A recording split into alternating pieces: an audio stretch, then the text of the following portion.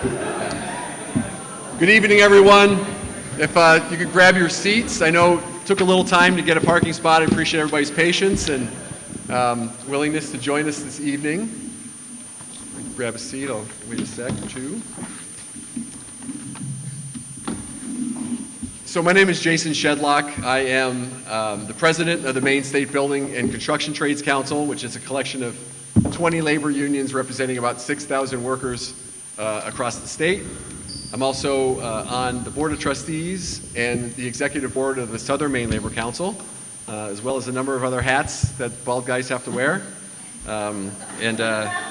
Certainly appreciate you being here. I want to thank a couple of folks before we get started. First of all, thank you for being here. I know that these candidates have run the gamut of forums. Just this morning they had a 2-hour marathon apparently, so glad that you're awake and with us this evening. This is going to be a little different, I think, than the one that you were on this morning, and I'll explain why. First, want to thank the Maine Irish Heritage Center. Vinnie O'Malley, Gene Haney, who's here running our AV, and also with our AV is a brother from the Stagehands Union, Dan Mahoney. Certainly want to appreciate their work. And one of the things that's going to be different about this is we're union and working families, folks. We can get loud, right? So it's okay to clap and stuff for people, right? So.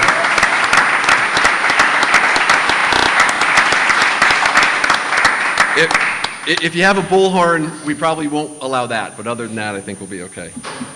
Certainly want to thank the Southern Maine Labor Council. Doug Bourne, the president, was going to be with us today, and just want to send thoughts to his dad, who's 101 and feeling a little under the weather tonight, so he couldn't make it with us. Want to thank Savannah Pettengill from the Maine Education Association. We are providing child care today. Novel concept to provide child care for a working families forum. Right? We want it to be accessible for everyone, and I want to thank Savannah for doing that. Robin Egan from SEIU is in the front row. She's very important. She's going to be our timekeeper today, and she might not look mean, but she'll come and get you. So, and Robert Burr is our sergeant at arms, who called everybody to order, and appreciate Bobby. He's from the operating engineers. Let's get started. I think, as I said, aside from all the hats that I wear, the most important one tonight is the fact that I'm a Portland resident and a Portland voter. So I'm just as excited to hear some of these answers as I know you are. And also, be respectful, but show your appreciation. Happy to clap after answers. I'll try to keep everything not so much of a circus, but I want people to be engaged because we're one big labor family, and all these gentlemen who are running understand that we're all trying to get the same thing done. So. Without further ado, I want to give our candidates a few moments to introduce themselves. I'll start with Councilor Ali. You got about 2 or 3 minutes. Let's just say 3 minutes if you need it. Robin is going to give you a hairy eyeball at 30 seconds, and we'll go from there. So thank you very much. Thank you. Thanks to everyone who is involved in putting this together. My name is Pious Ali. A little bit more than 20 years ago, I came to the US. Not long after that, 2011 happened.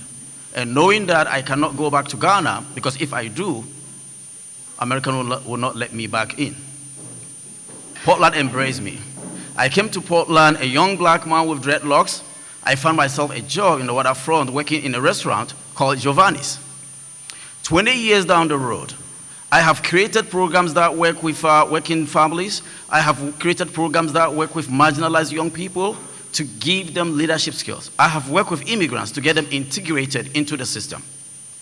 But tonight I'm here in front of you. Think about it closely. With the possibilities of being the next mayor in the best city in Maine. However, the opportunities that was given to me by this wonderful city may not be available for others. Whether it is a young man from up north, from the greater Portland area, white, black, LGBTQ, that opportunity currently may not be available for them. That is why I'm running to work with all of you to make sure that that opportunity and that promise that was given to me by the city of Portland is available to everyone moving forward. Thank you for joining us tonight.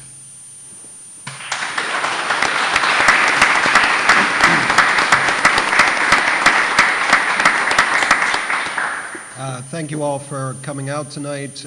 Thank you to Jason for hosting and for all the candidates for being here, of course. My name is Justin Costa, and I'm running for mayor fundamentally because I see that Portland is at a crossroads.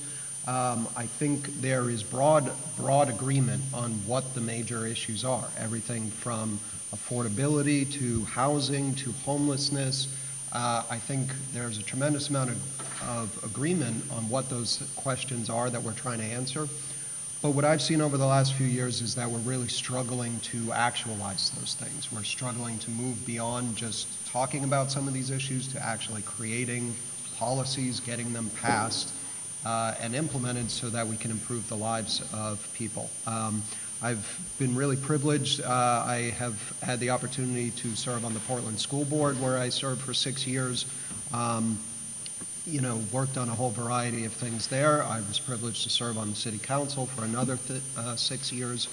And in both of those roles, I was successful at being able to get things done, from strategic plans and union contracts on the school board to things like passing the city's and the state's first municipal minimum wage on the City Council.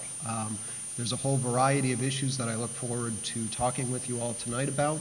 And, again, fundamentally for me, I think that we need a change so we can start to move forward on so many issues. Thanks again for being here.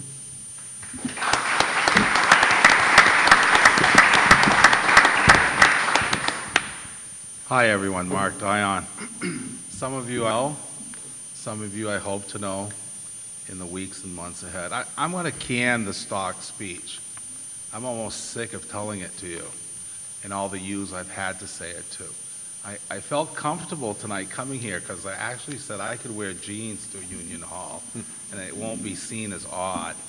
All right, so let me give you some understanding of my experience with labor. My first memory is at a firefighter's union hall setting up chairs. I think I was like 12. Dad was a member of the union, which was a big deal because he only went to the 8th grade. So that was an opportunity for him to join a group and join a department and make money that could raise and feed our family. I went on to become a police officer in Portland. I served for 21 years. I was in the Patrol Officers Union, then I was in the Superior Officers Union, and in both of those instances, my brothers and sisters thought I was the best person to negotiate contracts when we sat down with the city, all right? I went on to be sheriff. I had 3 unions that worked with me there, and eventually I hired an attorney to sue the county commissioners so I could sit at the table with the union to get them the wages that I thought they deserved. They've been exploited for a long time. And I stood on the picket line with them, much to the consternation and misgivings of the commissioners. So I'm not afraid to do what needs to be done to advance the interests of the people that I've worked with. Some will talk about their belief in the union. I served 8 years in the legislature, in the House and in the Senate. My record is established. You can all look it up. I stood with labor on every single one of their proposals. I worked hand in hand with Troy Jackson, all right? He could count on me to advance an argument or move committee work so we could get the result that all of you wanted. My wife's a union nurse, so now I hear her struggles as she tries to get a better work environment, better patient care, and consideration for the type of devotion they give to their patients and that certain institutions still don't fully recognize. So I just want you to understand, I understand what it is to have to sit at the table. I understand if you feel management might be taking advantage of you and what you need to do to advance your cause. As a mayor, I respect it, I appreciate it, I know it on a personal level. So, Councilor, your time, if you could just wrap up. I'll yield the floor, sir. Thank you.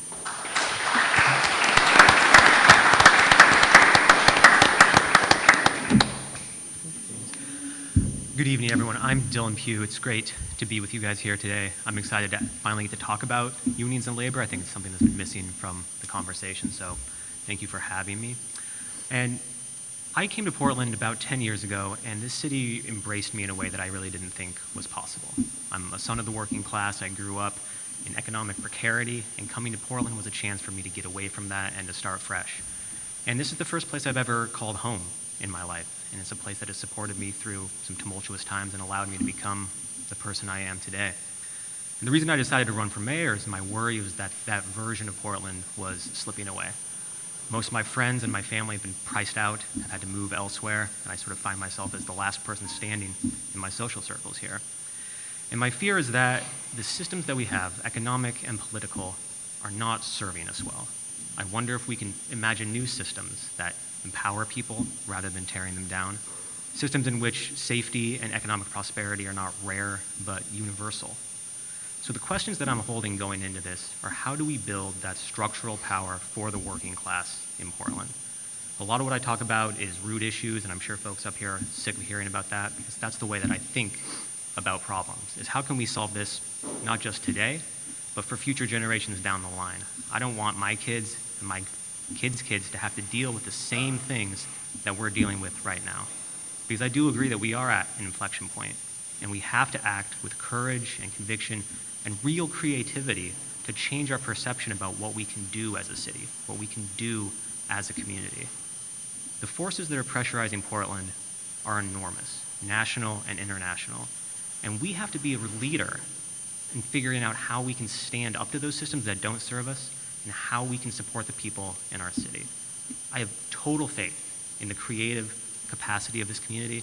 I would not run for mayor anywhere else because the city has done so much for me. And so I'm here to try to give back to the city that has supported me so much over the years. So thank you again. It's great to be here. Thank you.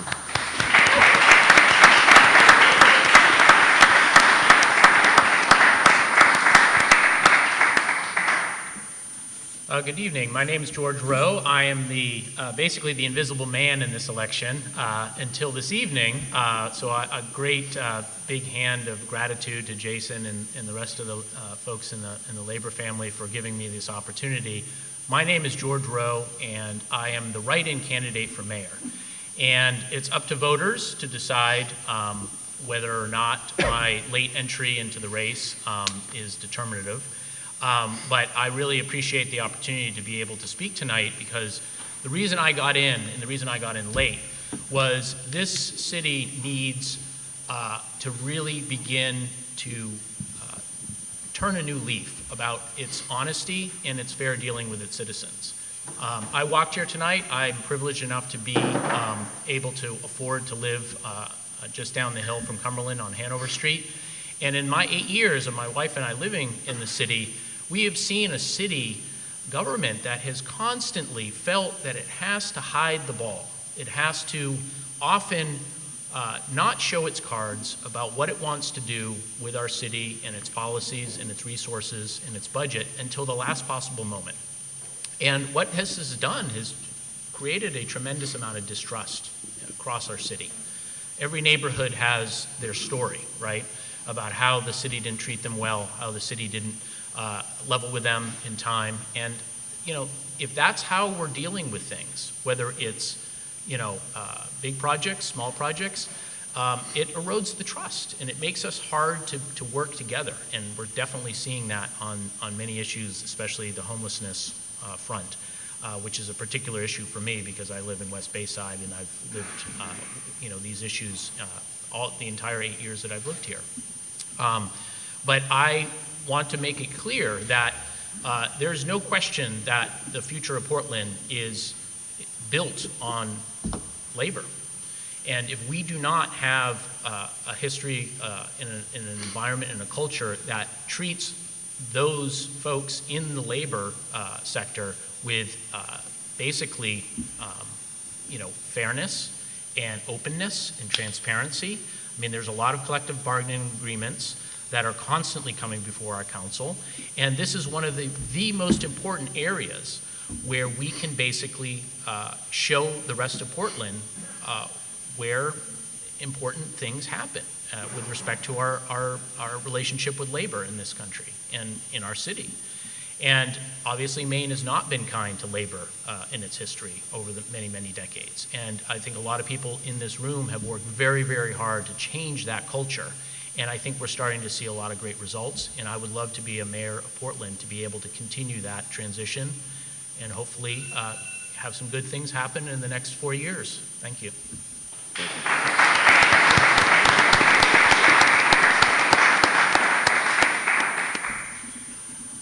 Hello, everybody. My name is Andrew Zarro. Before I jump in, I just want to say you're not the invisible man, and I'm really happy that you're up here today. And what just made me giggle at the end here is George Rheault is very good at using every minute of his allotted time when he's speaking.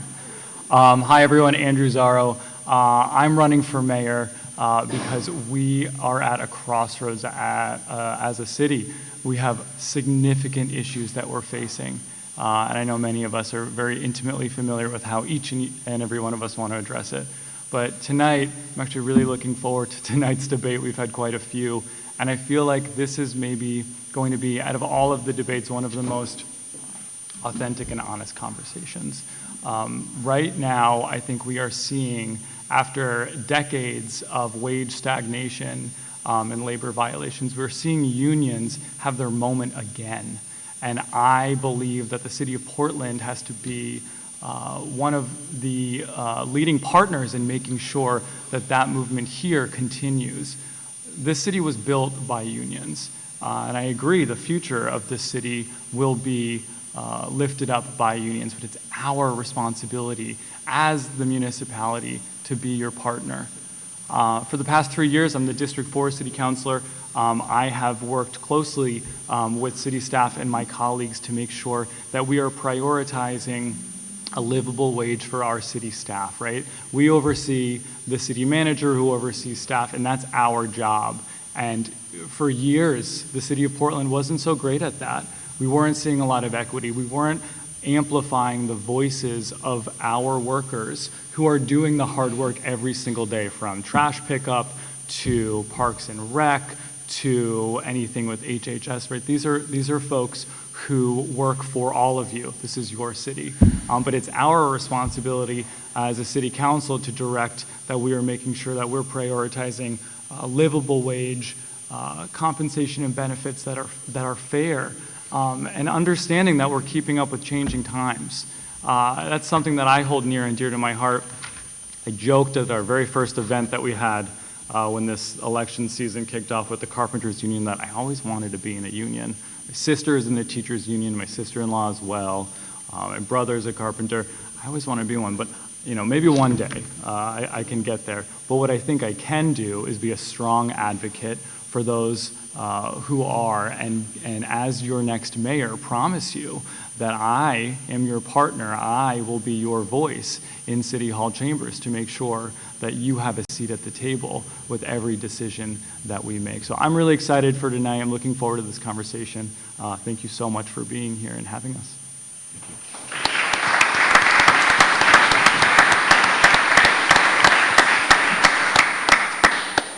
Thank you for all that. We'll jump right in. The first couple of questions are going to be what we call a bit of a speed round. I know you've done these before.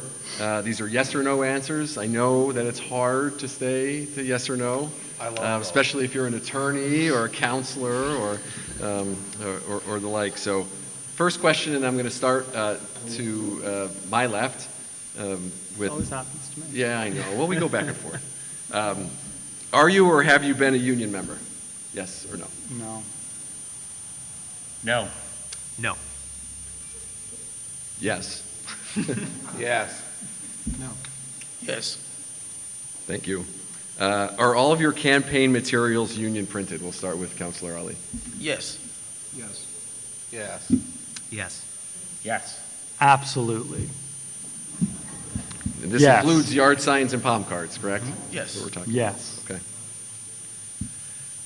Have you ever walked a picket line? Yes. Yes. No. Yes. Yes. Yes. Have you ever crossed or will you cross a picket line? Yes. I haven't crossed. So no. The other portion was, would you ever cross a picket line? No. No and no. No. Never. I haven't. No. Thank you. One of the things I want to bring up, and this is a yes or no question, but I think that we have a little bit of wiggle room on it, is the fundamental right to have a free and fair choice to join a union is sacrosanct to us, and it should be, in my opinion, to all of you, and I'm sure it is. My question is a multi-part question. Do you support the free and fair choice to form a union? And do you support using voluntary recognition and urging voluntary recognition upon providing a majority of union authorization cards? And third, will you advocate for voluntary recognition in the face of the production of those cards? And we'll start over with Councilor Zarro. That's a three-part yes or no question. right there. That's a lawyer's question. Yeah, right? If I understood you correctly, I think just yes across the board. Okay. Yes. Yes to all three. Yes, and I would urge the legislature to never pass right to work. Yes. Yes. Thank you for that answer. Just a little bit of context about how these issues are real, and they're not an academic exercise. Just today, workers in the city of Portland, who are workers at Coffee by Design, asked for voluntary recognition after producing 89% of the cards for their unit to say that they want to form a union. That's a huge number of people. And we have a couple of workers, want to acknowledge the courageous workers for Coffee by Design.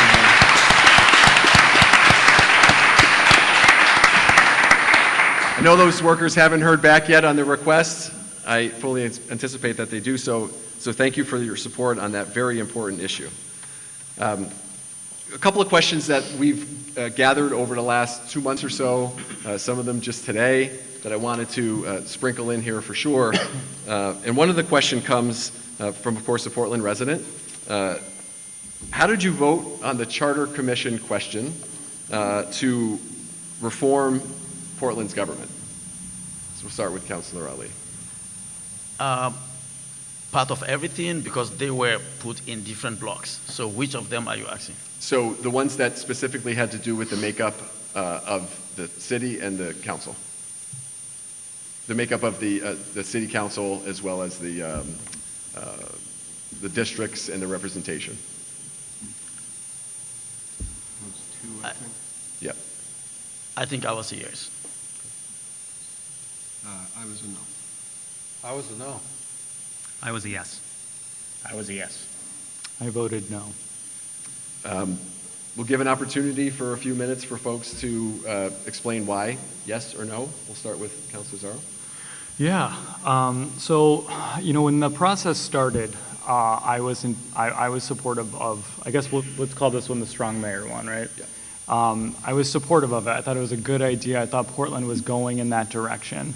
And then over time, it felt like we got too many cooks in the kitchen. It was getting really hard to comprehend and understand. I was still generally supportive of it. And then it kind of reached that tipping point where I started, as a sitting elected, I was having a hard time understanding it. I spent a lot of time speaking with my constituents in District 4. They couldn't understand it. I had a session with the local neighborhood association and worked with a couple of the charter commissioners who were brilliant at helping me objectively share the information.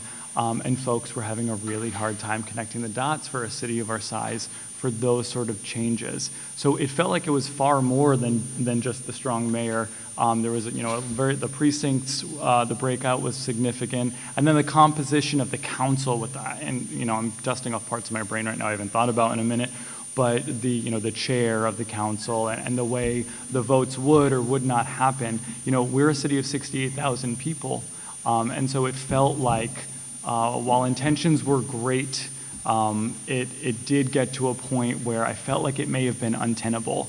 And it felt like it was going to, and the last thing I'll say, I know I'm getting cut off, is I felt like we were getting a little close to politicizing parts of the municipality without taking into account, well, what happens when the pendulum swings, and then what are the ramifications for that? So it was a hard one for me, and I didn't see my, over time where I was ending up, but that, I hope that was helpful in sharing kind of how I got to the way I voted on it. Thank you. Thank you for that.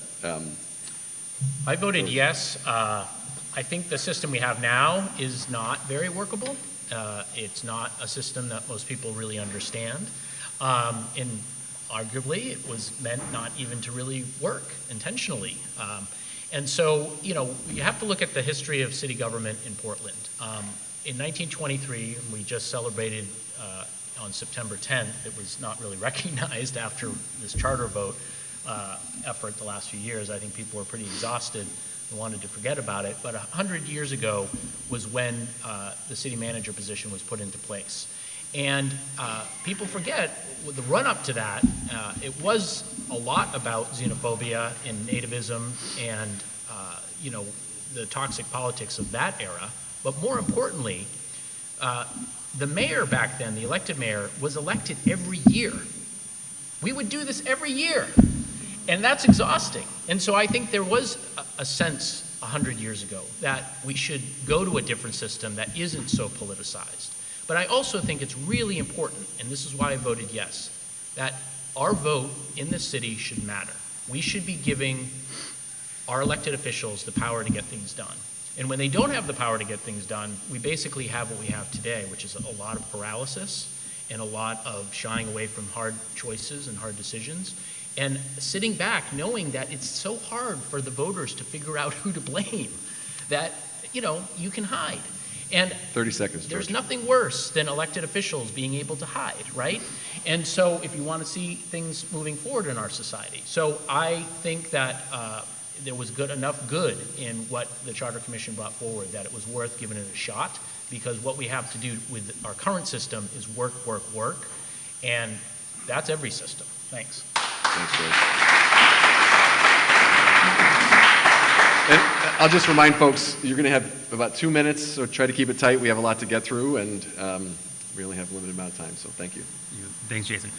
I voted yes on this simply because I thought that things needed to change. My experience as a working person in Portland has been that a lot of things are going in the direction that do not support working people. That's been my experience being here for 10 years. And the test that I subject every decision to in my personal life, but also from a policy perspective, is two things. Does this advance change? And I look at it from a perspective of power. Is this putting power into the hands of people who are directly connected to the issues, or is this abstracting power away? And if you look at my platform, that is something that's stitched through the entire thing. That's where the core of my support for organized labor comes from, because I don't think that power should be seated with people who aren't close to the issues, and it should be spread as widely and as in as democratic a way as possible. So when I was looking at this, whether it was a perfect proposal or not, that was a very complicated issue, as you said, Andrew, I agree. But every time that I have a decision that I'm going to make, that's what I look at. Does this give more power to people, or does it abstract it away and concentrate it in the hands of a few people, whether that's an institution or whether that's the government? That's something that I'm always going to vote against, because my position and my priority as an individual and as an elected official is going to be, how do you spread that power widely and evenly among people who are close to the issues? So that's why I voted yes for it. Thank you.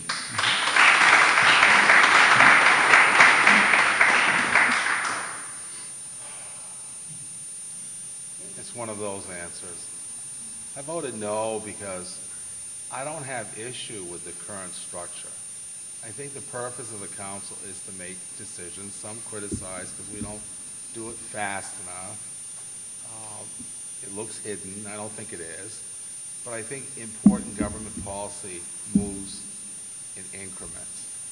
Also, the mayor's role is to facilitate a process, hopefully to some kind of consensus, because then you really don't move the ball at all. I don't think we need an executive mayor who's just setting up another PowerPoint in the structure that I think it's unnecessary. I think people were frustrated because they saw strife between the mayor's office or the mayor's position and a city manager, and I think they said, oh, we'll fix this. We'll make the mayor the complete autonomy of power, and the legislature will be the city council, and the manager will come down to an administrative assistant. I don't know, it didn't satisfy my common sense. I have a lot more faith in the council. It's been reinforced by being a member of that council. I think currently the manager and the mayor act as we would hope they would act under the current charter.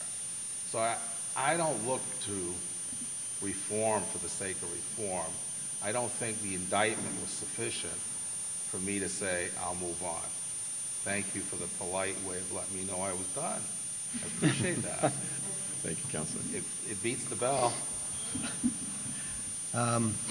Yeah, I have the interesting experience of having spent some time on the city council under Mayor Brennan, under Mayor Strimling, and under Mayor Snyder. And fundamentally, my experience was that a lot of the problems that I saw are personality-based and not structural problems. And I think that for me, government is supposed to be focused on addressing issues of substantive policy and making progress on things that help the citizens. And I think a prolonged debate about structures, to my mind, was getting in the way of that. You know, we're not going to get more affordable housing when we spend our time talking about that. We're not going to get better economic development and better wages and jobs and things like that if we're worried about, you know, the relationship, the formal relationship between the mayor and the manager.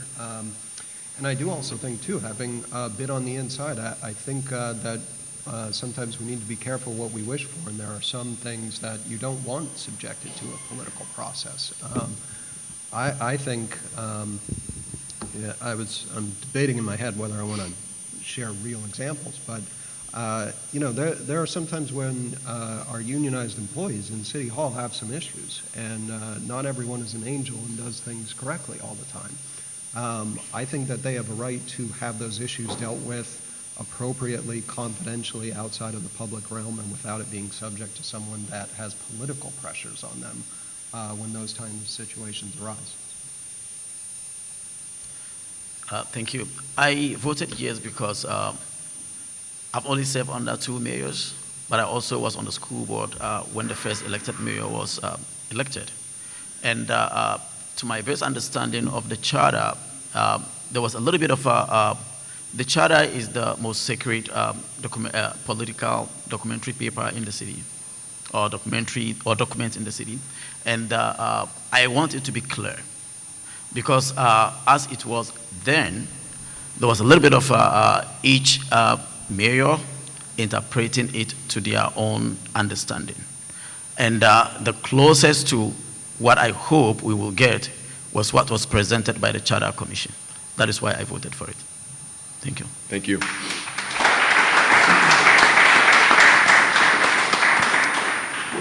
So we'll go back to a yes or no answer. There's been efforts to put forth what I'm sure everybody knows is one fair wage, which is minimum wage, including tips. I know that many of you were involved with these issues in various ways, in various forms. And my question is, do you support one fair wage that would include a minimum wage for service workers, including tips, as a singular wage? Let's start with Councilor Ali. Yes. This meant to be a yes or no? Yes. No, I have issues with the tip credit. No. Yes. Yes. I'm just trying to make sure I understand. Are you talking about removing the subminimum wage? Correct. Maybe yes or no. Yes. We'll count it. I mean, it's a tricky, there's a lot in there, but sure, yes. Another yes or no. We'll start with Councilor Zarro. Question A on the ballot regarding rent control reform. Again, can you tell us how you plan to vote on that? I already mentioned that when we referred it to the ballot. I am not in support of it. Most triple deckers are worth more than $1 million in this city, so I'm not in support of it. Once again, no. Yes. No, I don't like doing any of this via referendum. No. Okay, thank you. I have a follow-up question on that, actually. As a policy and not as a referendum, those who have said that you support it, is there some nuance there? I guess maybe I'll ask Councilor Costa if you want to share about that. Yeah, I mean, I just think that very detailed, specific sort of policies like are being proposed in the referendum are problematic when we try to do them via referendum. And, there are certainly good things that come out of it. I'm a renter. I benefit from rent control, no question about that. But I prefer to work things through a council process where we can deal with unintended consequences. Thank you. Councilor Dion, do you want to expand upon? Well, I guess this highlights the fact that I have my own mind, so I will make decisions, not just follow the flow. I have sympathy for the idea that there are landlords that are not evil. I don't like this cycle. You're bad, I'm bad. We'll have a referendum this fall and then another one next spring, and the cycle never ends. It serves no one's purposes. We are a city of tenants, first and foremost. I want them to have safe housing, doesn't gouge what money they make, but at the same time, I respect the work that non-corporate landlords do in order to have a property that's successful. I just do. I grew up in a Decker. I know what it's like. And we had a good landlord. We just did. There are people out there with good relationships. So if I were going to summarize it down to Becky's over coffee, I would look at you and say, personally, I think rent control is kind of a mess right now, because all it does is set the stage for conflict that doesn't seem to have any end. And as mayor, I'd like to bring the parties together and see if we could have a strategy to put that down. It's like two warring factions. All I can think of is when I bring back a contract to the body, and then the factions would come out, and they would duke it out with each other, yet we were all part of the same community. And I think that's what it is with rent control, and that's why I'm voting the way I am. Thank you. Thank you. As you all know, Portland has been a leader when it comes to labor standards in certain realms, whether it's mandating registered apprenticeship for city-funded projects, or minimum wage increases, or hazard pay, or doing things regarding prevailing wage to make sure that the individuals getting government assistance actually don't take advantage of their workers as they build what they're building. I'd like you to talk just for a whopping 2 minutes each about your plans to make sure that these ordinances are followed and adhered to, as well as provide technical assistance for businesses and individuals who might not know, as George said, where the ball is going. What is your plan at making sure that the labor laws that we have on the books to protect working Portlanders are actually working for working Portlanders? And I'll start with Councilor Zarro. Yeah, I mean, this is a big one. I think enforcement of labor law standards is something where the city is currently lacking.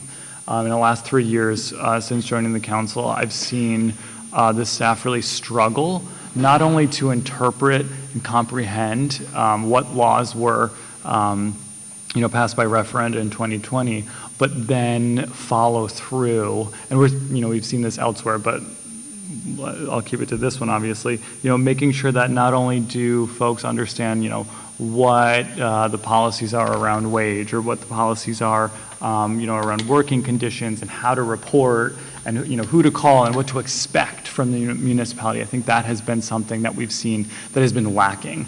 And this year, I was proud that we allocated funding to hire several more positions to be able to do a better job, and this is more on the housing side when it comes to tenant protections, so that we can be better about enforcing. But I'd like to do the same thing for labor enforcement, labor law enforcement. Because other than you sending one of us an email saying, hey, this happened, what do I do? And we forward that over to the city manager, there's not a ton of infrastructure there, right? And so that means we have to do a better job of creating that safety net where folks do have an opportunity. And I'm not just talking about for, city staff. I'm talking about everyone, obviously, in the city. So I know we've been, many of us in this room, many familiar faces, we've been having a conversation about what would a Department of Labor look like? And how would that interact with, sorry, I should look more at you. How would that interact with our Human Resources Department and our executive staff? Because I think until we take this seriously and prioritize labor law, the enforcement, and making sure that we are following our very own ordinances, why do those exist, right? These are here to protect workers. And so that's something that's really important to me, and I would work with city staff on accomplishing that. Thank you. Thanks.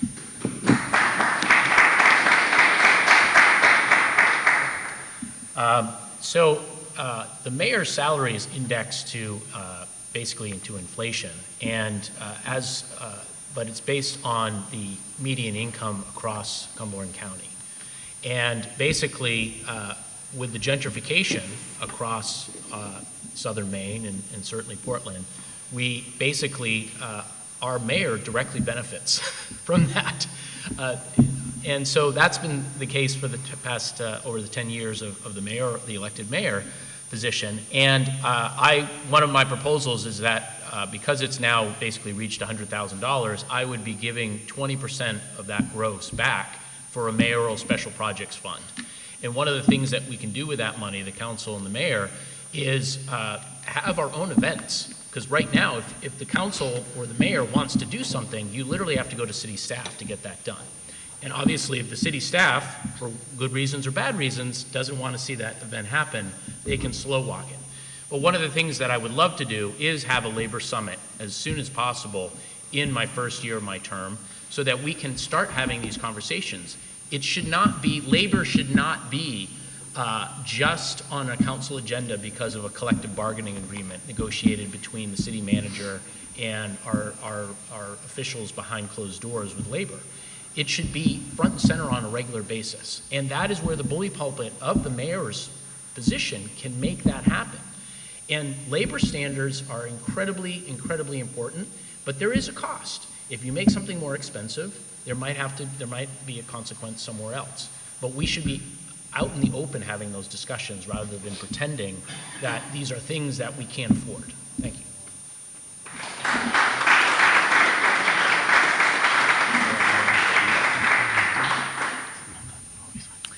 Thank you. Yeah, I mean, our laws are only as good as our ability to enforce them, right? And I absolutely do think that we have great labor laws in Portland. We've literally been a leader, and I want to see us take that even farther.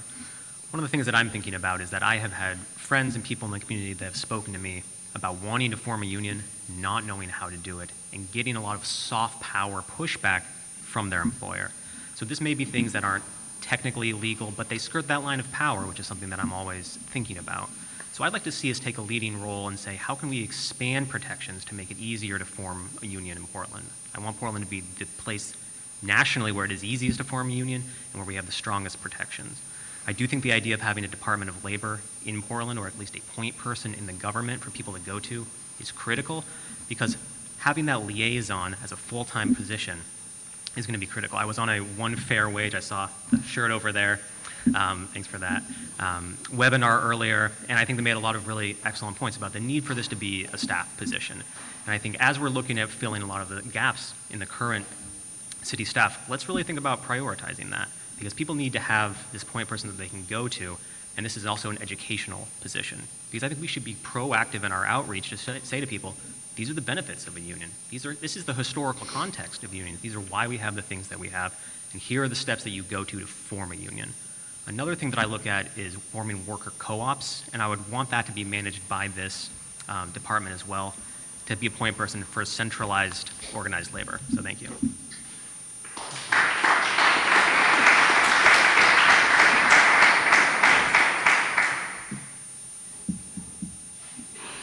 Jason, that was such a good question. I like that because you said a lot without getting to the point. Do I support a municipal Department of Labor? No. Here's why. Oftentimes on the council, I try to remind my colleagues, we have to stay in our lane. We're a municipal government. We're not a city-state. The Department of Labor is charged and authorized by the state to engage in these kinds of issues. That's their role. Yes, I want to support labor. It'd be so easy for me to say something, but it wouldn't be truthful. I've got to be truthful. The cost of city government gets passed on to taxpayers. I'm not in a position to say that we're going to develop a department that already exists. As a matter of fact, I have friends that work at DOL over at the airport. I'm not going to do that. Now, if there is some kind of education gap between significant employers and labor, then I might be convinced that I would lobby for an additional attorney and a paralegal to see if they could address those issues. And then if they come back with data in partnership with labor to say, it's a lot more serious than you thought, Mr. Mayor, and I see the inability of the DOL to meet those needs, that's another conversation. But to declare here, oh, I'm all in, that is not carrying out my responsibility, to be honest with you. We can't just continue to grow city government. Everybody wants a department for something. Am I done? 30 seconds? I thought thumbs up meant I was done. Oh, God, let me get wound up. So that's... Down to 15 now. I'll yield the floor, Mr. Chair. Yeah, I was wondering if we were going to get to what you were really asking about. Yeah, I mean, I have to be honest. At this point, based on what I know right now, I'm with Mark. I think that I certainly, as mayor, will support any efforts to figure out whether we think we have a serious problem that's going to warrant an entire department. And if we find that evidence, then of course we'll pursue that. But most of what I hear about are state kind of complaints, and our role and the mayor's role is then to help people get to the agencies that they need to get to at the state level to get their issues addressed. What I would be much more concerned about, and I hope that we talk about, is how can we work together to actually build out proactively what it is that labor is trying to do. Jason, I can't remember if you were there or not, but you know, when I was on the council, one of the things that we did was we set up a structure where we took the tax program that is normally used to give private developers a tax break, and we used it instead to start to grow job skills training programs. And we dedicated a portion of that to English language learners through Portland Adult Ed. A second part of that, a second half of this, was designed to be open to a broader cross-segment. And there were preliminary conversations, I believe, at the time about seeing if we could partner with labor to use that to help support the development of apprenticeship training programs. That's the kind of thing that I would be much more focused on at this time. Thank you, Jason. I think I've had this conversation with a lot of people in this room, and I have also had the opportunity to be on the same webinar with you and others from on this platform. Well, I will start with having a single individual, like an office, not necessarily a whole department, and then from there, work with the labor community in Portland and explore the possibilities to see if there's a needed to develop it into a full-blown department. But I will start with a one-person office, probably maybe under the office of the JDI or the HR office, to start a conversation with and to start looking into, is this something that is, as I'm hearing from the community or from the workers in Portland? If yes, then we will go down the road to look at creating a department. But I will start with just that one office. Thank you. Just to kind of maybe close that for now, just to be clear, the city of Portland has its own requirements and laws when it comes to registered apprenticeship, when it comes to prevailing wage, when it comes to OSHA 10. So if we go to the state and tell them that the city of Portland isn't meeting their own laws for registered apprenticeship, I'm not sure what that connection is. So I would certainly welcome the continuing conversation around that. It sounds like that there's a lot to chew on. Yes. One of the things you brought up, I think, has to be addressed, and I want the membership to know that Jason did the proper intervention because we were wrestling with prevailing wage issues. And there's a real divide in the council and their understanding. I think they all do it in their best interest. I think they want to get to the right answer, but I appreciated Jason intervening so that we could consider that after the elections and try to sort that out, because it had been a one-sided conversation from the developer side of the equation on that issue, and I just wanted you to know he did a good job, that's all. I'm not running for mayor, but thank you. No, you're not, but I think it's important. That's an example that individual councilors may not be up to labor law issues, and some of us drifted off into labor law discussions. Probably it created a disadvantage for councilors who didn't understand how important that issue was. So I think it's an example that labor has the initiative to intervene on your behalf, and the council heard that. Thank you. But I would like to make a point that, and to me, it was a great example of the leadership. We have a mayor who believes the last 4 years that the role of the mayor is simply to defer to staff. And what that happens is a lot of policies come to the council that have not been fully vetted, that have not been explained and discussed amongst the entire council. So there is confusion and misunderstanding, and it sets everyone back because somebody thought that this was a good idea that Mark just mentioned, and a lot of time and energy was spent getting it there. And that energy was largely wasted because we're back to square one because everybody wasn't in part of that discussion early. And that's how we can get farther, faster in this city if we do that. That's leadership. Yes. I just couldn't help it. And you know what would make this that much more likely to prevent us from being in these scenarios? If we prioritized labor at the municipal level so that we did have the ability to work closely with the community, with city staff, with the council, so that it's not, kicking the can down the road. If we bake it in, if we make this a priority from a staff perspective, then I think that return on investment is pretty significant. So whether we're talking about a department, a position, a committee, it's clear that we're not doing enough. It's clear that there are specific needs right now at the municipal level, and this is our house. We got to take care of it. So again, I just couldn't help the opportunity to jump in and we can't kick the can down the road anymore. It's time to do something. Thank you. Jason, while we're in the habit of interrupting, as I let you know, I do apologize to everyone. I do have to leave early for something else. Sometimes family wins, but yeah. Yeah, and you let me know that. I appreciate your being here and your answers, and Yeah. plenty of follow-up, I'm sure. So thank you very much. One of the questions that we received throughout the past couple of weeks was about the issue of substance use disorder in the city of Portland.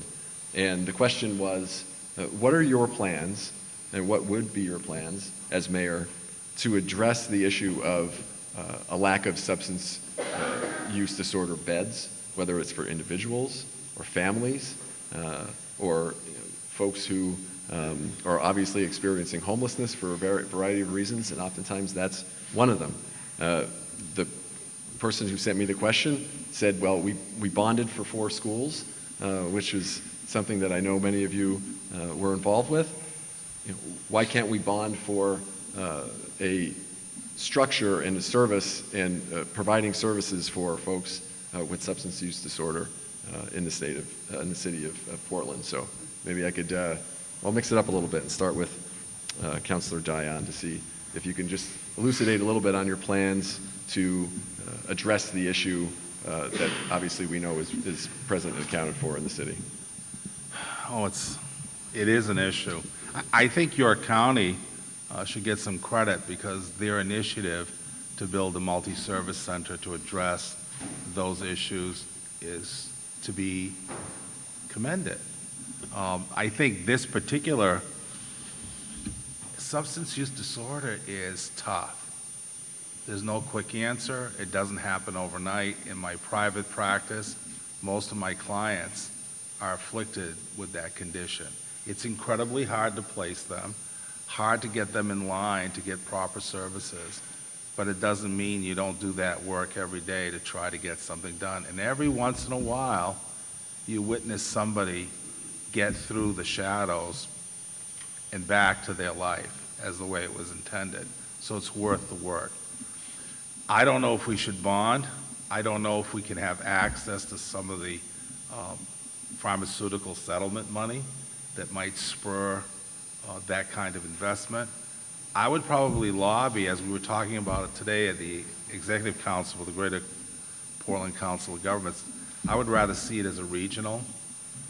That way, everyone would have access to it. I remember when Scarborough PD started doing outreach for people afflicted with heroin disorder, they soon found that they were the only spot in the system that would do that initial intake. They had become a state agency by their willingness to do that.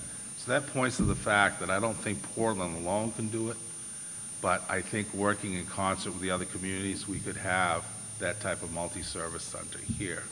And it would need to work with the state delegation to achieve that end. Thank you. Thank you. Councilor Ali. Thank you. I will agree with Councilor Dion here. I will not issue bonds, but what I would do is I have actually asked the city manager as at now to reach out to the state and see how much money we get in from that settlement so that we can use some of that for that. Having said that, we also have some nonprofits and some hospitals who are already doing that. I will look to see what can the city give them to increase what they are doing so that we can help those who need the help. Thank you. Thank you. Thanks, Councilor.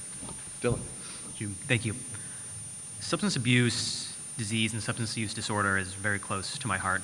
Many of my friends are in recovery, and I think Portland is really blessed by having an incredibly strong recovery community. This is a place people come to get sober, and that should be something that we are immensely proud of. At the same time, what I hear is that we simply don't have enough. We don't have enough housing for people. We don't have enough sober houses. So when I'm thinking about my approach to housing or addressing homelessness and supporting the housing first model, I'm absolutely thinking about allocating a portion of that and the funds to support sober housing for folks.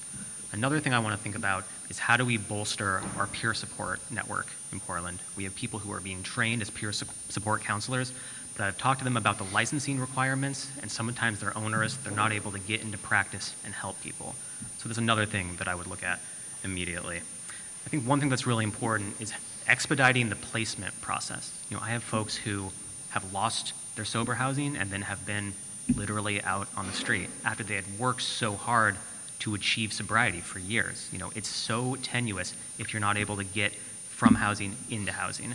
So prioritizing that same day placement into treatment, whether it's a house or whether it's a rehab center, that's essential because we have such a small window, we can't be losing people when they have an economic situation occur. I absolutely would look at the opioid settlement as a source of funds for this, and I think everything would be on the table because this is an incredibly resilient community that I really support, and they would have my full support. One thing that I think has not been talked about. 30 seconds still, I'm sorry. No, it's great. The last thing I think, and this came up at a recent city council meeting, is psychedelic assisted therapy is an emerging field that has really tremendous promise for treating people with substance use disorder, and I would think that we should really lean into that because it changes people's lives. So that would have my full support as well. Thank you.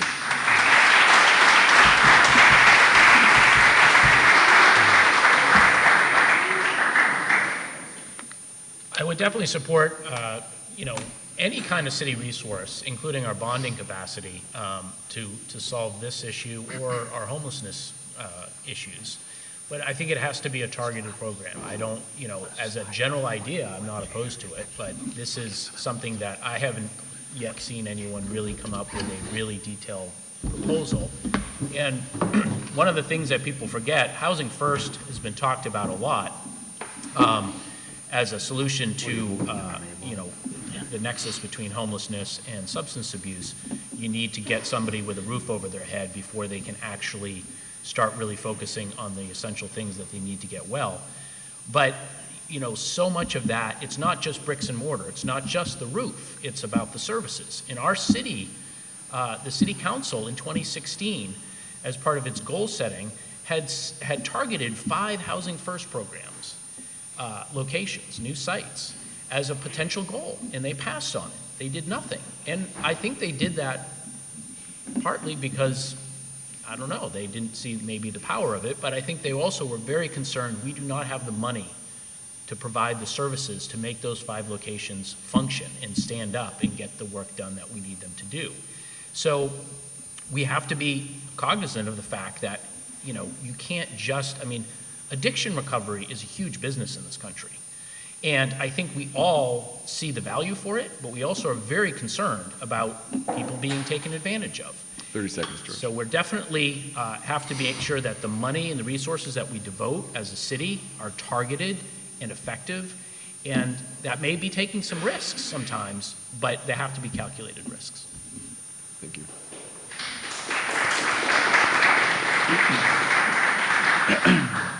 So to the first part of your question about bonding, you know, I don't know enough to know if that's something that we can do, but gee, it's on the table, right? This is a crisis. So I don't have a yes or no on that right now, but would definitely be interested in learning more about how we could leverage that for this massive issue that is so much bigger than the city of Portland. But Portland has a disproportionate, you know, I almost want to say obligation. And I think some of that comes from we're such a compassionate city, and we try our best, and we're watching now more than ever. It feels like no matter what we do, it's just not enough. But this is a systemic issue that has destroyed people's lives. And, you know, decades of, you know, locking up or hiding away folks who are our most vulnerable friends and neighbors is not working. And it's not going to work if we keep doing it. I think, you know, I keep talking about, you know, it's already come up. I keep talking about, and have for the last 160-something days, that, you know, we really need to prioritize housing first policies, transitional housing with wraparound services. I know that's a big idea, but it's not, you know, it's not, I didn't come up with it, right? It's happening elsewhere. There are cities in this country that are tackling this issue because data does show us that people who have an address are more likely to keep that. They're more likely to seek recovery services. They're more likely to seek job training 30 seconds, opportunities. And, you know, I think we can keep trying to fit a circle into a square as a city, as a region, as a state, or we can try something new, something that does work. You know, I sometimes joke and say Portland has housing first light. Because I feel like that's the direction we want to go in, but we have to commit to it, and that's something that I'm fully committed to as mayor, because we have our most vulnerable neighbors who desperately need our support. That's time, Councilor. Thank you. Thank you. Sorry. We have another question that came from a Portland public school teacher who lives in Portland. And she asked the question of, would you as a candidate support or explore creating a tax incentive program, whether it's for rental assistance or for a property tax, in order to have Portland public school teachers actually live in Portland and in the communities where their students live, and to be part of the fabric of the community. I thought it was an interesting question, and I'd love to hear some responses to that to make sure that the folks who work in Portland, especially those responsible for teaching our young minds, can actually afford to live here. Start with Councilor Ali. Thank you, Jason. On my platform, I have the idea of issuing a housing bond for $50 million. Part of what I want to see that go into is cooperative housing. And that when you have cooperative housing, people who are like teachers or firefighters can buy into it. And their rent is not going to go up. It will be stabilized for as long as they live in that property. And when they choose to move out and buy their own after they've worked and saved some money, they live with some equity. So yes, I will look into something like that and see if we are allowed to do that by law, to specifically target a group like teachers. Thank you. Thank you. Councilor.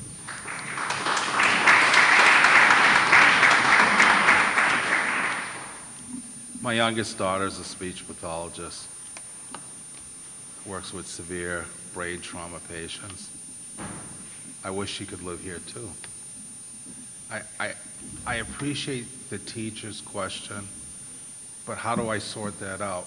Teachers, but not police officers, firefighters, but not CNAs. I don't know how you do that and be fair, because every one of those occupations has a legitimate contribution to our community as a whole. If I'm elected mayor, I'm a mayor for the whole community, not one particular interest because it might make me feel better or look better to someone. I would rather tackle the issue about how we get housing so that people that actually work for a living can stay in Portland. And I don't have a magic answer to that, so that's not a prelude to, and here's my magic bullet. I tend to subscribe to the notion that housing is a national issue, and until something happens to interest rates, sellers, buyers, renters, and landlords are going to be locked in place to our collective detriment. So I think that's what I would tell that teacher. I appreciate that, but I think as a mayor, I have to make sure that everyone has an equal opportunity. Look, the baristas, right? Do they get a chance at affordable housing? Maybe after you become a teacher? I don't want to have that conversation. They have a right and an expectation to live here as well. And I like to honor that. Thank you. Maybe after their first union contract. Yeah. Do a hard bargain now, you hear? Thank you. Yeah, certainly we need a union there. But yeah, I absolutely would support that. I think the idea that the people who run Portland, the people who are teaching the youth of Portland, the people who provide essential services can't live here is enormously detrimental, and it compromises the fundamental character of Portland. And I think this really does come into play when you're talking about an educational role. Because how can people, teachers are more than just someone who gives instruction. These are people who are community members. These are people who show and model for students how to be involved in civic life, how to show up in one's community, and what that looks like. And if the message that we're sending to this group is that, please come, teach our children, teach people, but sorry, you can't live here, that's not acceptable. And I think this also has really big ramifications as we talk about asylum seekers and new Mainers, people who really need a strong figure to help facilitate their movement and integration into this community. And so that's another reason we need to have people that can actually live here. And I agree with you, Pious. I think that this cooperative model is a really excellent thing. That's why I prioritize not just building more units, but home ownership. Because I don't want a teacher to be able to just barely afford rent in Portland, or a barista, or a police officer for that matter. I want people to be able to start to build equity, to start to build a nest egg so that they can stay here for the long term and have that really, really engaged feeling of being integrated in the community. The one thing I'll say about this in terms of looking at property taxes, I have recently transitioned from being a renter into a homeowner, and I'm skeptical of looking at property taxes because they're already really burdensome to a lot of people, but I also recognize that we need to do this. So I would look for alternative revenue streams so that we can not have this dichotomy between doing the right thing and impacting taxpayers. I think we can have both if we get creative. Thank you.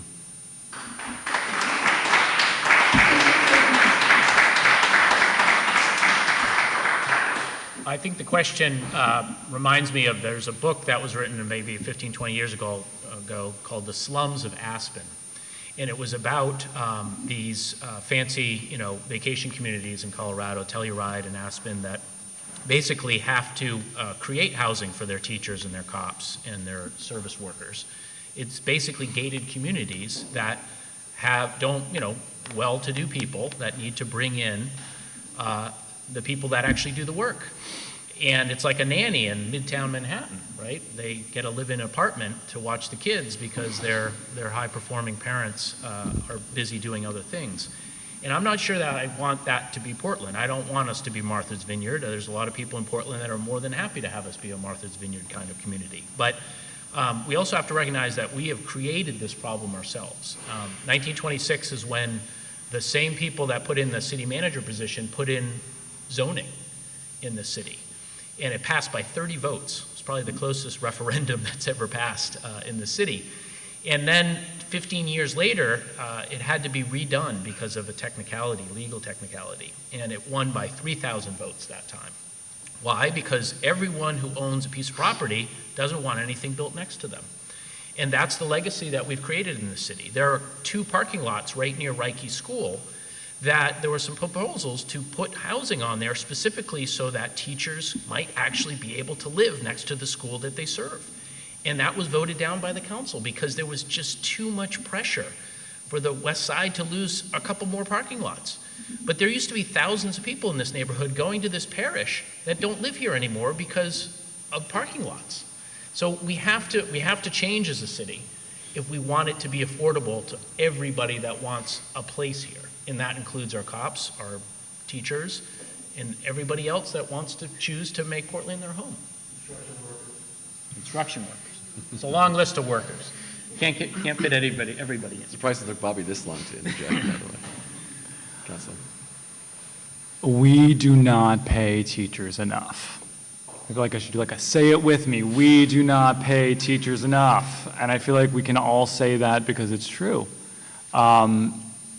You know, this is an interesting one. I think I know who asked this question too, because I was asked this question at doors, and I reached out to city staff and inquired. They thought it was interesting. The closest thing that comes to mind for me is, and I think we voted for it on the council a couple years ago, was the P-STEP program, which was the Portland Senior, I wrote it down, the Portland Senior Tax Equity Program, which is a tool that the municipality can use to mitigate some property taxes. The tricky part is the state actually plays a huge role in this, of what the municipality can or cannot do.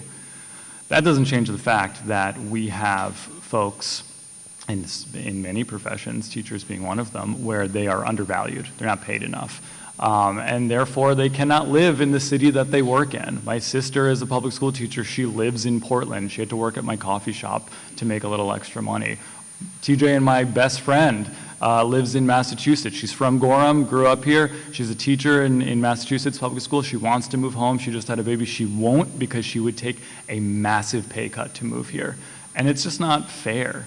You know, I do totally see your point, Counselor, about this is an equity thing, right? If we do for one, all right, well then another, and then another. And that does systemically get to the issue that we do not have affordable housing.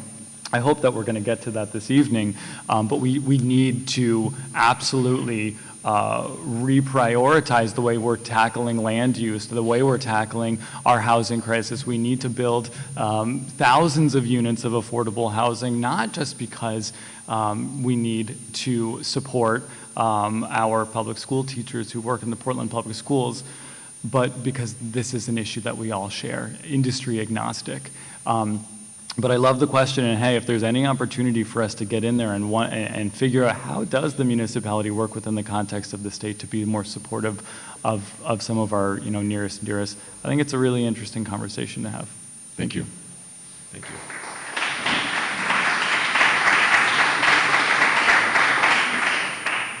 So one of the questions that I've received from multiple people, and some of them in this room, which I very much appreciate, is we all know that the jobs that are available in the city of Portland, whether it's in construction, whether it's in the service industry, whether it's in different manufacturing on the outskirts of the city, we're never going to fill those jobs with people that look like me.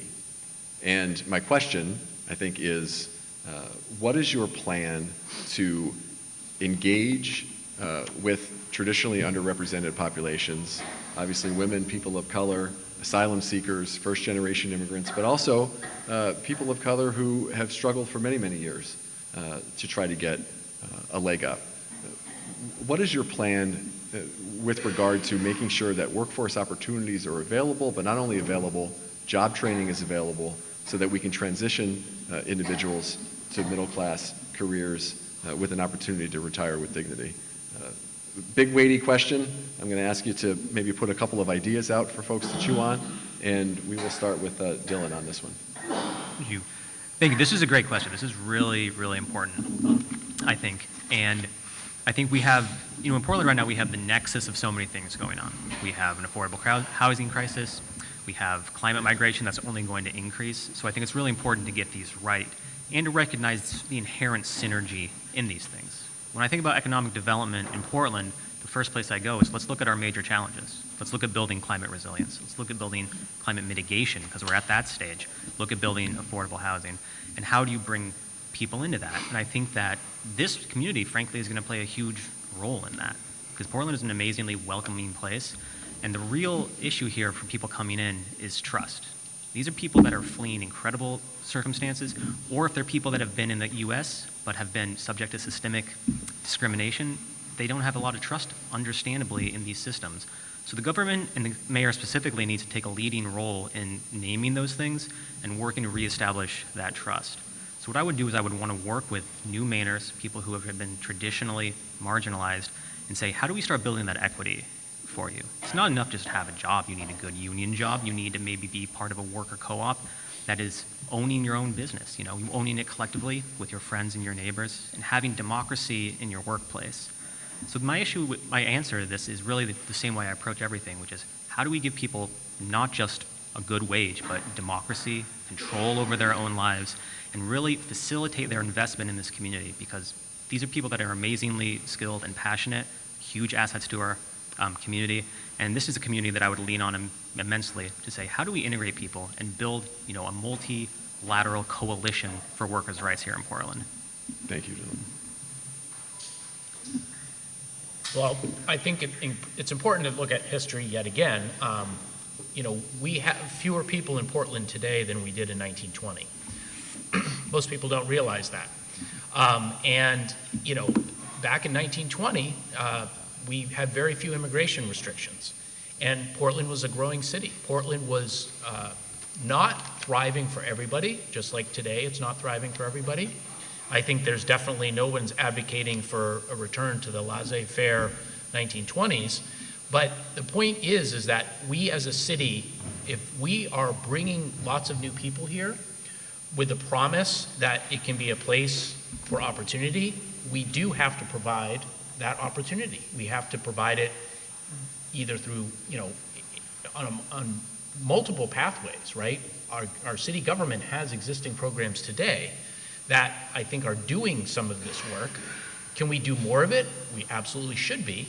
But I think we also have to recognize that there is a role for all of the private interests out there that have traditionally done a lot of this work. I mean, it is not necessarily anathema to be letting our private sector create a lot of this opportunity, but I think we also want to make sure that that process is a shared process, and it is a process that is, creating consequences that are fair for everybody in the city and making our city both wealthier and fairer at the same time. But the fact is, we've got to let our city be a city. If we don't let our city be a city, then we are not going to be able to have the resources to do more for everybody that wants to be part of Portland in the future, in the present.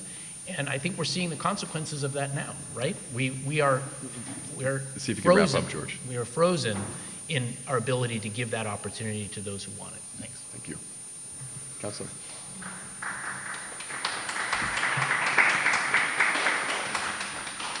So I think, the first thing I'm doing is picking up the phone to Local 327, the longshoremen, IBEW, and reaching out to the people who are doing this work every day and calling them to the table. I think we have an office of economic opportunity at the city that is a very small office, very well intentioned, but I think it is vastly underfunded and underprioritized, right? So I think we already have actually a really nice infrastructure that exists. That it's now our turn as the council and as mayor. I would absolutely prioritize investing in that department, investing in the resources that we have that are working with the community. This is an opportunity, 100%. We need people who have skilled labor to come work with us on investing in our city. We have antiquated infrastructure that needs a significant upgrade. We have a waterfront that is bustling, but also facing a significant challenge of climate change. It's not like we have a lack of opportunity for folks right now, but we have a lack of is imagination and structure. And I think that's where stakeholders in the community are actually the key to this success. I will never on anything tell you that I have the answer to everything. That's not, none of us can, but you all do. And I think that's where having a coalition of people who are coming together from the business community, from labor, and the municipality to say, okay, how are we going to meet this moment? What are we going to do? To what's the roadmap look like? And I think our existing resources of the Office of Economic Opportunity, Portland Public Schools Continuing Ed Adult Ed program is a phenomenal resource. We have the bones here. Now it's time for us to put our heads together and actually work together. And again, this is an amazing opportunity we need to engage with 100%. Thank you.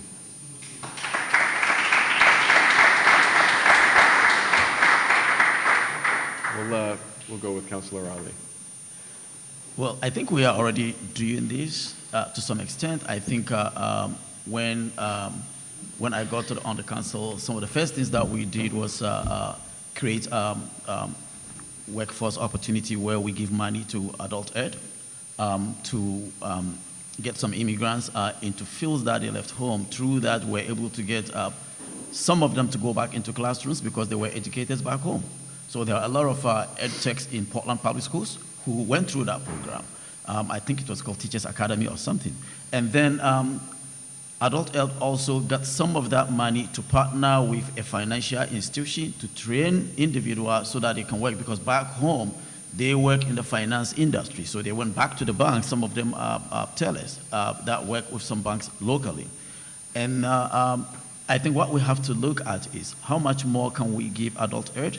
And also, I think some of the unions, I don't know which ones, are already working with community groups to create apprenticeship programs. I think you and I have had that conversation. We might want to, the city of Portland might want to put some more money into that, some of the TIF money that we get from downtown, put it into that program so that it will benefit the people who live in the city, instead of going to individuals who own big businesses in town. And a while ago, some of the parents that I work with, I brought them to Portland Technology High School to show them what is available for their kids. When we went into that building, the parents look at me and say, Pious, what about us? I will leverage, I will work with the school department and leverage that space, invite unions who are already doing this to say that this is technology that you can use with people who want to go into that field. Because there are a lot of them out there from the immigrant community and beyond who are interested in doing that. We're talking about lack of housing. Part of the challenges that we're having around housing is that there are not enough people who know how to build. And 15 that will, seconds. 30 seconds? 15. Yeah, 15, okay, I will take that. I'll give you 15, go ahead. Oh, you're 15. Yeah, I tend to give him most of my time during council meetings, so he's giving back to me. I will leverage that. I will leverage that equipment that sits idle when high school students go home after 2 p.m. Thank you. Thank you.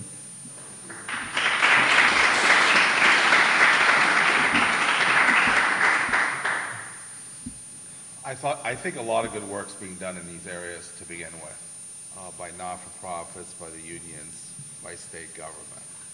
I think business is coming around to the idea that you have value and they have to figure out how to incorporate you into their strategy and pay you accordingly and to develop new workers. I think that trend is starting. I'll be more simple. I would like to see more emphasis in trades and technical education at the city level. I think that makes sense. I believed in the value of good work when I worked with Margot Walsh when we first had the idea of Maine Works to take inmates. You want to try to get a job when the first thing on your resume is, I just left county? It's tough. She took a good idea and made it work as a not-for-profit, and I think the city should support those kinds of initiatives. But I also have to add something that doesn't get talked about here. A lot of great ideas. I love it. My daughter got accepted, the oldest one, to a great design school, and I had to tell her, no, you can't go. We can't swing it. And she said, you don't love me. That hurt. And I said, but I love your sister too. So when I hear some of these ideas, I have to tell you right now, this next fiscal year, we have $20 million in jeopardy in our current financial structure. There's a $10 million cliff to be resolved, and it could go higher at the school department.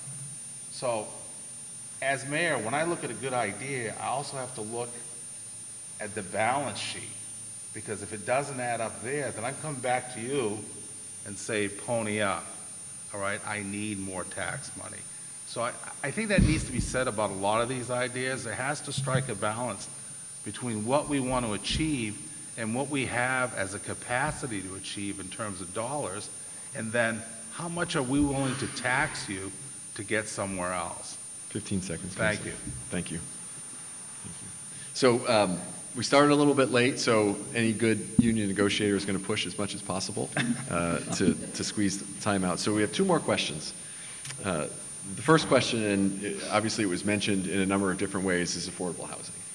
And my question, whatever you want to pack into 2 minutes, you certainly can, but I'd like you to try to focus on the fact that when we build affordable housing, oftentimes the individuals building that housing, whether it's for the general contractor or subcontractors, have to actually turn around and live in that very housing because of depressed wage and because of the fact that labor standards are sometimes an afterthought. How can we make sure that we don't obviously only build affordable housing, but we look at it holistically and think about the actual individuals that show up, create a lot of dust and noise, and then go away because they can't afford to live in the city, or they have to live in the very house that they built. How do you rectify that, and I guess how would you approach the issue of affordable housing in a holistic way, not only with the people who obviously desperately need it, but the people who we want to make sure don't get on that list? And we'll start with Councillor Ali. Can you repeat the last part of the question? Sure. So it basically want to kind of ask about your views on affordable housing, your plans on affordable housing, but also touch upon the opportunities that can create for the individuals actually building the housing to make sure that they're productive members of their community and they're not leaving the city of Portland or the state of Maine and leaving their families to make a family-sustaining wage, which is obviously not what we're looking to do. I think a while ago the city did pass a prevailing wage, how do we call it, a prevailing wage ordinance that makes sure that people who are building in our city, who get money from the city, are paid at a rate that they will be able to live in the city that they work in. I will continue to sustain that, and I will look to see if we need to do more. Thank you. Councillor. I can't even afford to live in the house I live in. All right, if I had to leave my home, I couldn't get back. I'm just not clear what the city can do by itself to change that. I talked earlier about interest rates. I know it's boring. You might not think it's significant, but I'm telling you it's critical to how the market will shift in the future, like it or not. The state needs to be involved to help us there. Now, I want you all to be able to work here. I don't know if the council has the ability, the jurisdiction, and the resources to shift that market. I wish we could make decisions that would facilitate faster timelines between approval and a shovel hitting the dirt. I think we can do that as a city. I think we can make more creative use of permitting to use buildings in a mixed capacity so we can get more people living here. I don't think there's a single councilor would say, you know, I'm against affordable housing. We're not. But it's goddamn complicated. Sorry, Jesus. I guess I'm in the wrong building to say that. But it is a super complicated affair. And it's going to take a lot of good minds and good efforts to get around it. And I don't think any one mayor or any one city council is going to track resources on their own to accomplish that task. Thank you. I yield. Thank you very much. Dylan. Thank you. Mark is right that people can't even afford to live in the house that they are right now. And it's because our market is totally out of whack. My position is that even what we consider to be affordable is frankly quite far out of reach for many people in Portland. So even when we're building affordable units, there's a huge number of people who are still left out of the conversation. So there's two sides of this, right? There's the supply side, but there's also the power side, which I keep coming back to. We obviously need to build a lot more units. I think there's a lot of low-hanging fruit when it comes to zoning, inclusionary zoning that we can tweak right away to get that going. We also need to be focusing on ownership, I think, because we don't want to replicate the same problematic power structures we have, where people are pushed to the brink and have no control over their housing costs and they're not building any kind of equity. And so I think what you were saying, Mark, I agree with about this idea of the interest rates and the market. I think we have to be really honest that we have to do whatever we can to shift the market, because we have to acknowledge that as long as housing is a commodity and a means for a small group of people to extract an enormous amount of wealth out of communities, not just Portland, but all over the place, housing is going to continue to become more expensive, and it's going to continue to become further and further out of reach for people. So instead of just thinking about how do we attract any development, let's think about how do we build capacity at the local level to build the kind of housing we need. So this is about unlocking additional revenue streams to do it without impacting property tax. This is about building city-controlled nonprofit housing capacity. This is about looking at alternative building technologies. 30 seconds, Dylan. Thank you. Partnering with the University of Maine and getting job training so people can build houses more quickly. I agree with a lot of my colleagues up here as far as permitting and approvals, things like that, but I also want to have a bigger conversation about how do we shift that market and how do we protect people in Portland from the larger market machinations that do not have their best interests in mind. Thank you.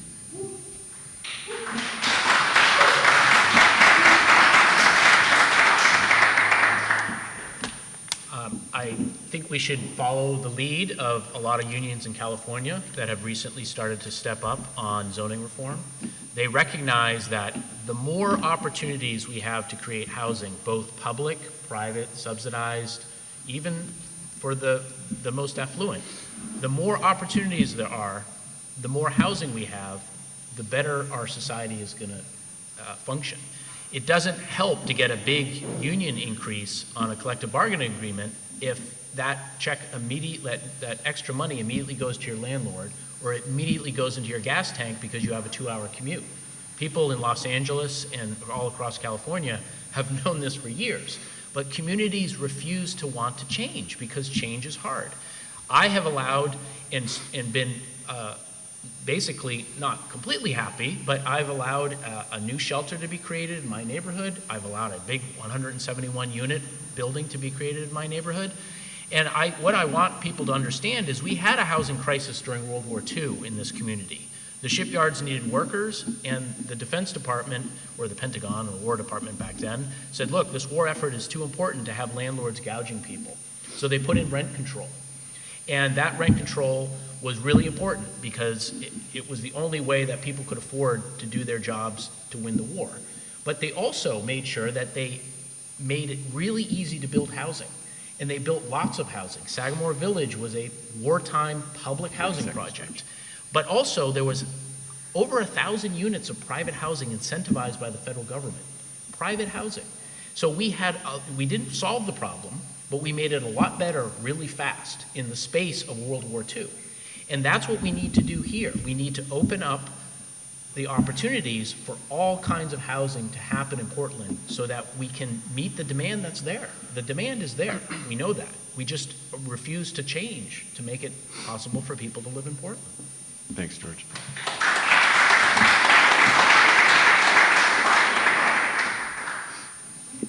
You're like a walking history book, you know that? Listen, land use is one of the only ways, if not the only way, cities can create revenue, right? And we as a city, and I'll go a little bigger, we as a state, but I'm only speaking on behalf of my, desire to be your next mayor, have not done a great job of prioritizing housing development in the last 15 to 20 years. It's not unusual, it's happened in lots of other cities. A report came out from Maine Housing last week saying that the state is about 84,000 units of housing short. About 10,000, give or take, of those are in the Portland area, which was really affirming to me because of what I've been saying. But listen, we have created a city that we are not prioritizing housing. So when we say, gee whiz, we're in a housing crisis, we only have ourselves to look at and our policies that are making that prohibitive. But the good news is there's a lot we can do about it. We can rezone our city. The legislature passed last year LD 2003, which is incentivizing municipalities to prioritize housing, right? I think we're all ready to move past this. Interest rates are absolutely a part of the equation, 100%, but also, if you take it the big picture, interest rates are pretty low in the grand scheme of things. Think about what they were in the 80s and 90s. They were double digits. They were much bigger. This is about land use, and we need to build 10 to 12,000 units in the next 10 years. This isn't really an option, because if we don't, we're going to exacerbate what's already 30 happening seconds, right Costa. now, and Portland will not be a city that folks like you and me can live or work in. And that's not the city that I want. I care too much about this place, and I think you do as well. So I'm fully prepared and prioritizing not only having the vision to rezone our city in a way that makes sense for every neighborhood. This isn't going to compromise our existing neighborhoods. This is going to be a comprehensive democratization of our land use, and that's our only way through this. So I really hope whoever wins in November gets that through their head, because this isn't an option if we want a viable city for tomorrow. Thank you, Councilor. So last question, which was submitted from actually multiple people.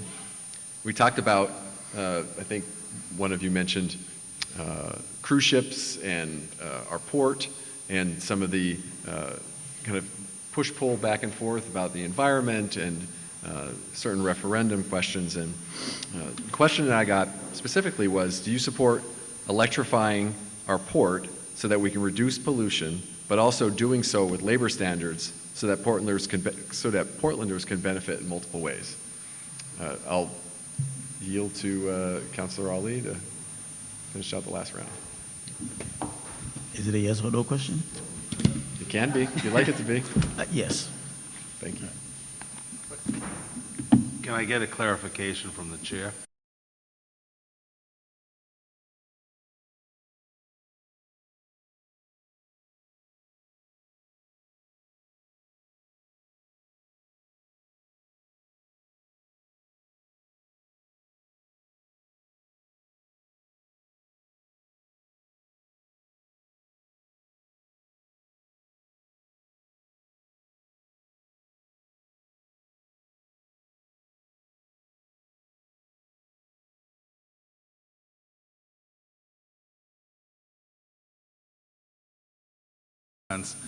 Some of us on the council were looked upon to say, well, let's cut a side deal so we can protect the longshoremen, and they'll modify their referendum and let it go on out to the public. I, for one, said no. It was a terrible referendum. Let the public decide, all right? Let the public decide. The cruise ships, whether or not they become electrified or they remain in their current status, we can debate that as a council. I felt bad. I talked to you in the hallway, so if we're going to ask real questions, let's have real conversations. I, for one, wasn't willing to cut that deal, all right? If you make political overtures, you live with the consequence, all right? And the public saw it appropriately, too. So if I want to talk with the longshoremen about what's a fair share for them on the dock, come to the office anytime. We can do that. But I'm not going to marry it to somebody else's initiative about their view of climate change and how we impact an industry that brings in enough fees that allows us to mitigate the mill rate for all of you paying property tax. So that's my answer. Thank you. Thank you. Thank you. So I guess, yeah, two parts. I do support the electrification, and I don't feel that I think that has to come as a package deal with strong labor standards. And we need to see this for all the climate mitigation and adaptation that we need to do. And quite frankly, we're going to need to do a lot of it going forward. I think that you talk about the king tide down on Wharf Street, and that's just the beginning. I work with climate data every single day. It's my day job at Gulf of Maine Research Institute. And one thing we focus on too are the economic drivers here, the economic impacts. And so labor is going to be affected by climate change one way or the other. So we have to get ahead of this. And I said this previously, that this is also a huge opportunity. We have the opportunity to marry labor standards with all of the green work that we're going to do and to make these things in lockstep going forward. I, for one, when this issue with offshore wind came up, I was really discouraged at first, but I'm glad that we were able to get that sort of synced up, because we don't want to have a fight here between organized labor and the climate, because we all need this to work and we all need both parts of this. So I absolutely support both going forward, and I think that's going to be a primary part of any green and climate adaptation strategy, is making union labor, the first people at the table there.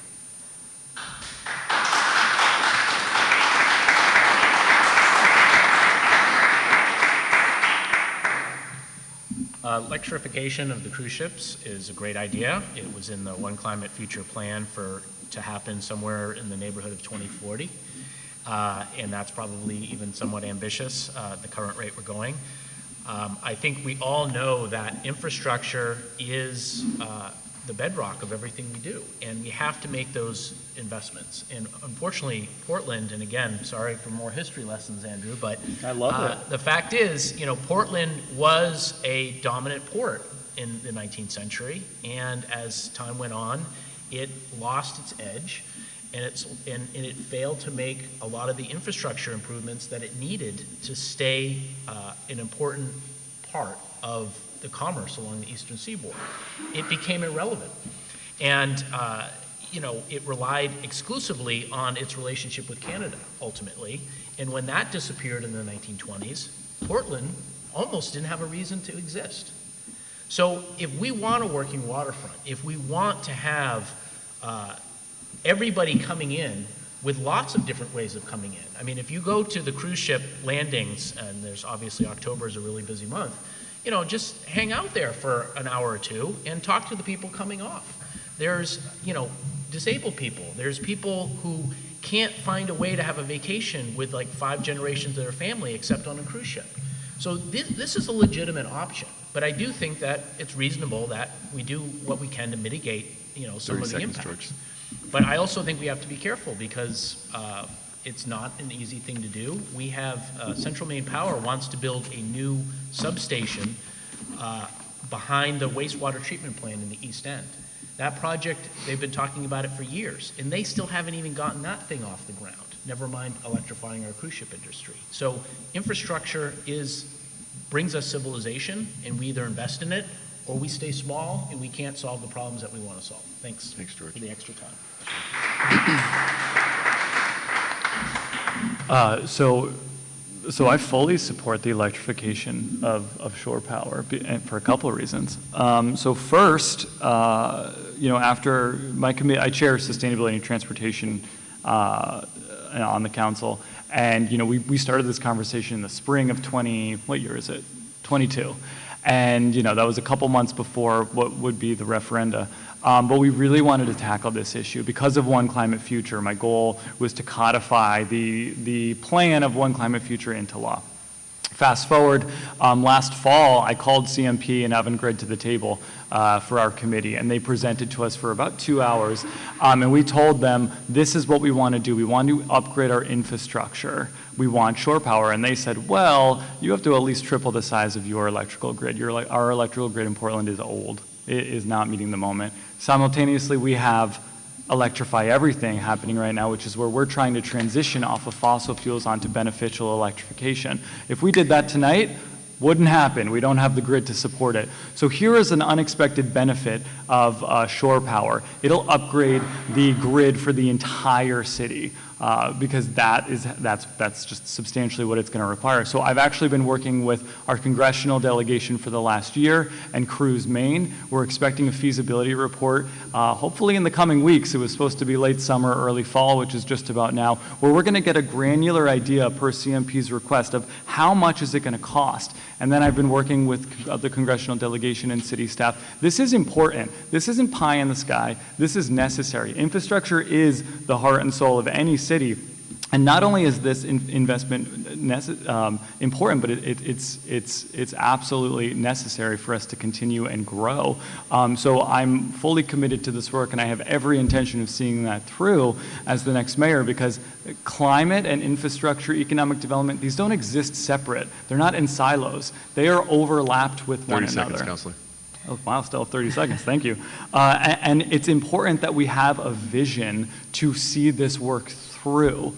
I know that there are a lot of major projects that take a long time, but the moment is right now. So I think it's actually completely appropriate to reevaluate how the timeline for One Climate Future is and say, no, this is what we have to do today, and this is how we're going to do it by working with state and federal government to accomplish it. Thanks. Thank you.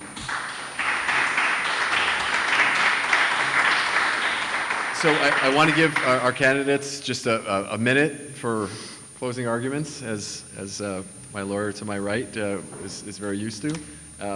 If we can start with Councilor Ali and just a minute to wrap up, I appreciate it. Thank you very much. Thank you for joining us tonight. As you've heard from all of us, we have myriads of challenges. We have issues that have the possibilities of being contentious. So you are looking for a leader who knows how to bring people together around issues that are challenging to solve them. And I believe I am that leader. I hope on November 7th, or even from tomorrow, when you go to the ballot, you will humbly give me your number 1 vote. Thank you very much. Thanks, everyone, for coming out tonight. It's a testament to your commitment to this community, and I appreciate it. I'm asking for your vote on November 7th. I want to be a mayor that will provide leadership, that'll tell you the truth, even if it's a truth that you might not want to receive in the moment, but we can't move forward unless we're fully equipped with the facts so that together we can make informed decisions about what the next best steps are. I've supported labor my entire political career, but I'll tell you what I think about things too. I just don't fall in line, and I think that's how we all move forward. And thanks very much for your attention, and I'll see you all soon in some other capacity outside of this room. Thank you. Thank you, everyone, and thank you for moderating. Jason, this was a unique forum, and I really do appreciate being here in the questions. If you've heard anything from me tonight, you've probably heard that I focus on issues of power, and I want to think about how do we expand the tool sets that we have available to us in Portland to meet the really large systematic and systemic issues that we are facing. Because my concern is that if we don't act, something really precious will be lost. And my campaign is about reimagining what a city can be. Can we build a city in which empathy, compassion, and human welfare are at the focus of our systems and not bureaucracy and profit? What does that look like? Portland is full of amazing people that are doing incredible work all the time. It's one of the reasons I got in this race. It's one of the reasons I've stayed in Portland for as long as I have. My feeling is that we must seek a politics that honors the people who are doing the work. And my focus is going to be how do we do that every single day of the week and leave a city that is fundamentally better equipped to preserve the resiliency and the autonomy of the people who live in the city. So thank you so much for listening. I hope to earn your first choice vote on November 7th. And thanks again, guys. Thank you. George?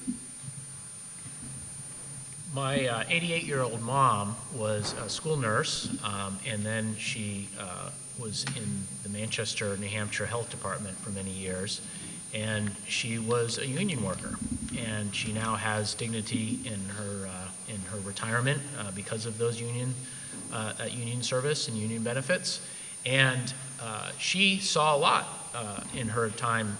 She taught nursing, but she also helped set up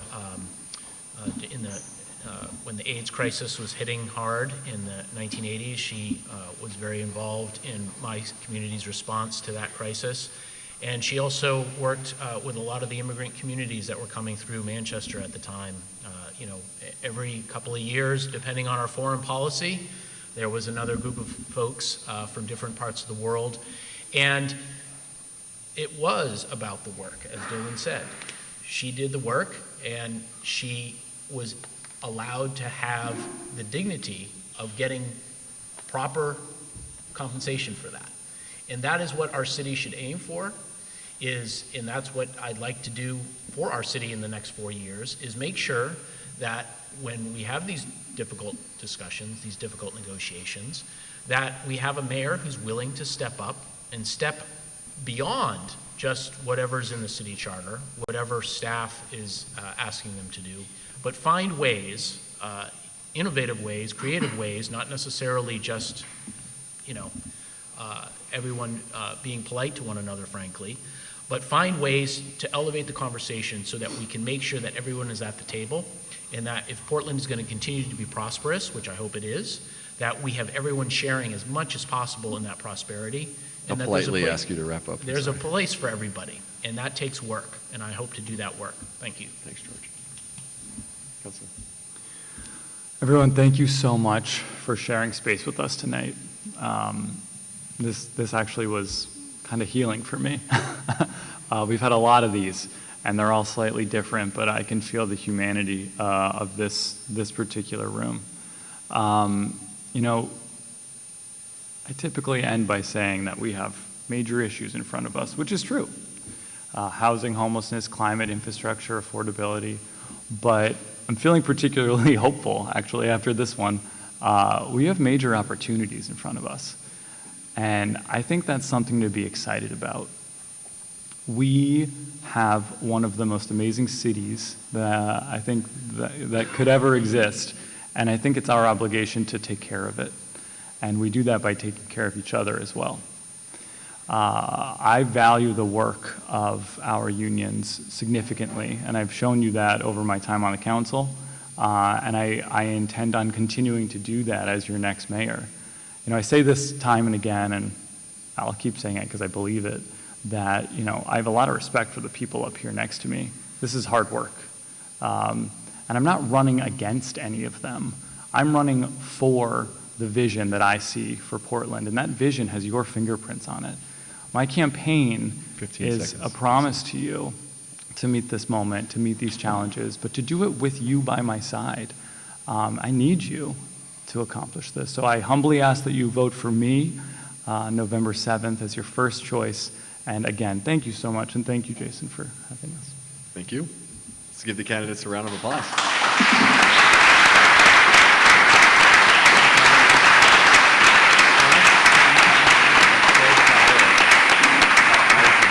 Thank you, everyone online who was watching, and folks will watch it on delay. It'll be on the Maine Building Trades Facebook page, and you can find it in a number of other places. So thank you again, and if you haven't voted already, make sure you get out there on November 7th. Thank you.